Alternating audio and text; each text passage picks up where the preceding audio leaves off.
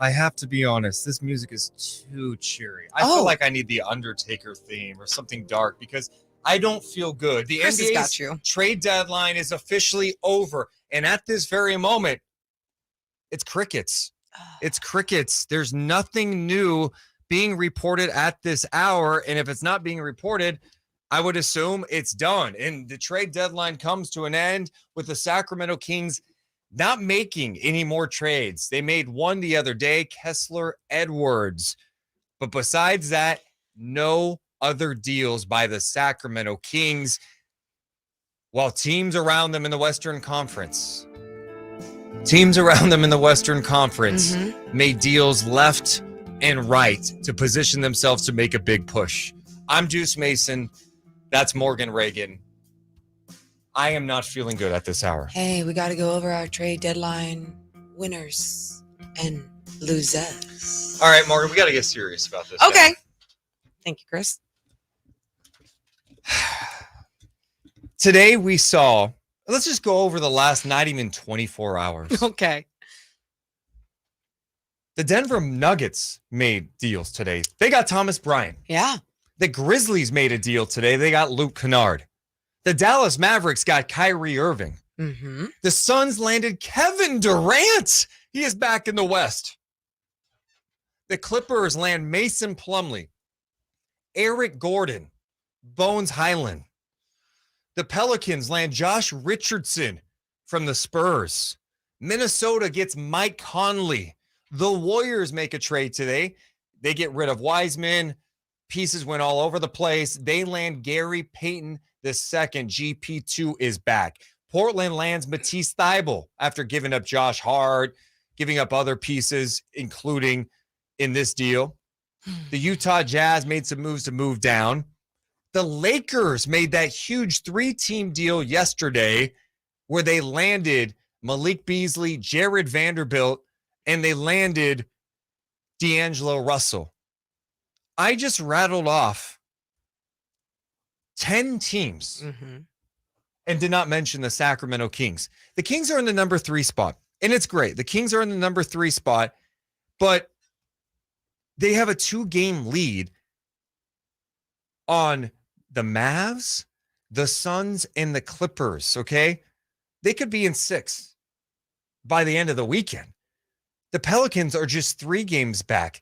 The T-Wolves in the 8th spot are just 3 games back. The Kings are only 5 games from being completely out of it. And today, all these teams around them got better. They did nothing else. I'm disappointed because I think although I didn't need them to take a big swing, I wanted them to do something. You saw some of the names out there from Matisse Thybulle to Vanderbilt. McDaniels goes to the Sixers. And you're thinking the Kings should be able to get into something of this. And I think, to be honest, it's disappointing not only for the fans. I think if I'm in the locker room, I'm a little disappointed today because we have a chance. We are winning. And you want to reward what the Kings have been able to do this year as a team by shoring up some of the issues. They had expiring deals. They had a ton of second-round picks that proved to be valuable. And the Kings do not do a thing.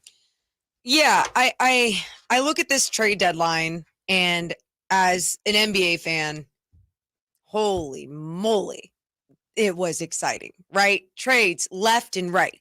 As soon as last night happened on trade deadline eve, Kevin Durant was traded to the Phoenix Suns. My first angle was the Western Conference. Oh God, the Western Conference. The Lakers, they were making tweaks, making their team better in the Western Conference.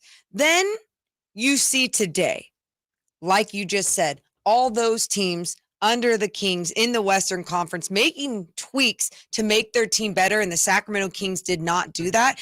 It's frustrating to see so many people, if you asked 4 days ago, would be like, don't fix it if it's not broken.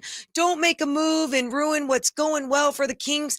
You should always be trying to make the tweaks to better your squad, even if it means to be bettering your squad for the next year. I want to chat. If you guys have thoughts on the NBA's trade deadline, what the Kings did not do, how do you feel about the Kings not making a move? You can do it in the chat.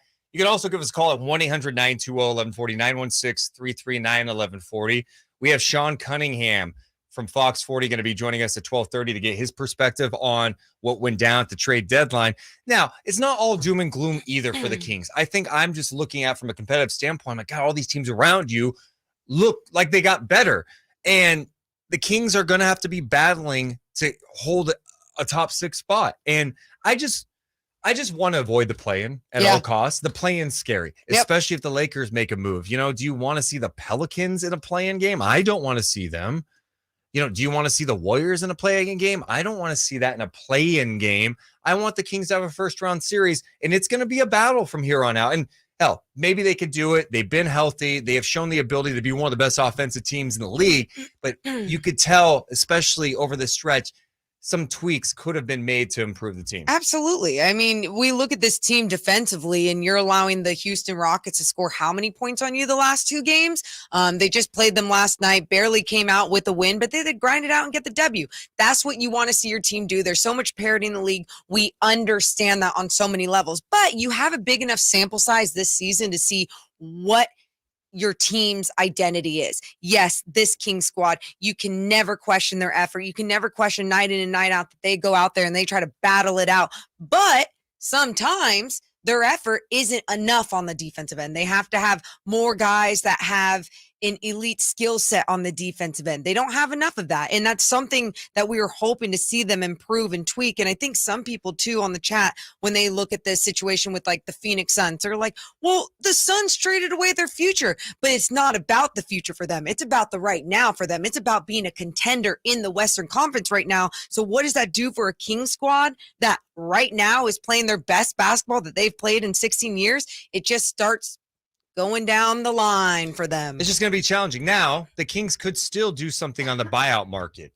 Right now, Kessler Edwards has the final roster spot for the Kings, but they could buy out his contract for the money that they received from the Brooklyn Nets at the trade deadline.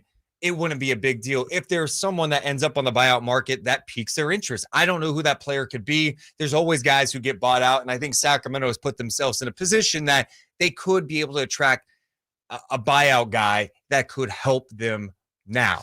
So we'll see what it looks like in the coming days. I'm surprised by this. I'm just a little surprised that there wasn't any deal that could have been made to help just improve this team. And I'm not talking about big swings. Morgan, I had people I was like, go get OG, go get Siakam, go get KD. I'm like, I don't need any of that because I didn't want the Monty McNair to mortgage any of the future. Right. Big picture, let Keegan develop. Let this team kind of grow together. But I think there were tweaks that you could have made with the depth to improve today without mortgaging what lies ahead. You talk about the buyout market, and there's guys that they can find there. But there were guys at this trade deadline that other teams made the move for that the Kings could have made a move for, could have sent millions of second-round picks their way to get these guys. We talk about Jared Vanderbilt. We talk about Matisse Thybulle. Now, this is always you have to have this perspective. Yeah. If the Kings made a move and only got Matisse Thybulle today, I know you and we'd be like, okay, I like the tweak. But for what it would be and everything, whatever. We're not even going to get into that situation because it's obviously not going to happen. But I feel like there's so many people too that would still be like, that's not enough. That's not enough. So it is perspective as well when you look at what these other teams do and what the Kings could do in the buyout market. We have a ton of people chatting it up. I appreciate you guys chatting. If you guys disagree, right? Like, I'm not like crazy up in arms. I'm surprised. And I thought they could have done something in the chat. Shrestha, I'm probably butchering your name and I'm sorry. Says, y'all be tripping. Last year, we did not win 30 games and we've won 31 before the All-Star break. As a Kings fan, you should be happy with where we are at today. Let me make something clear. 100% satisfied that we're having a conversation about, man, I wish the Kings could have made a deal to improve this team and solidify a playoff spot. They're still in a great spot, right? They could still hold court and still be in the top 6. It's just going to be more challenging for sure. And they're going to have to earn it. I am more than satisfied. Winning 31 games before the All-Star break, this team is on track to be part of Kings history. There have not been many teams in Kings history who have won over 41 games in the season. In fact, the Kings have only been over 500 8 times in 38 years in Sacramento. This team's tracking. They're on pace to win 47 games. That's an amazing accomplishment. And I'm super excited about that. I just think as the year goes on, expectations raise a little bit, and I want them to get a first round matchup. I would love to avoid the play in game. I think it's going to be a challenge. It doesn't mean it's impossible. I think it's a challenge. The season is that this is our perspective over here. The season is not lost just because they didn't make a move at the trade deadline, right? And I think some people feel that way. It's very black or white, especially if you were on King's Twitter right now. It doesn't need to be that way. And it doesn't need to be that way just because other teams made moves. And it doesn't need to be that way just because Monty McNair was aggressive last year at the trade deadline and not so aggressive this year. Like, you got to still believe that they believe in this squad that they do have. But just from an outside perspective, watching some of these pieces go around the league and be traded for what they were traded for, the tweaks that were made, I just wish the Sacramento Kings were a part of those tweaks, but it doesn't make me sit here worried today. We have so much to get to over the next couple of hours. You can hit us up, of course, in the chat, youtube.com/Sactown Sports 1140 is.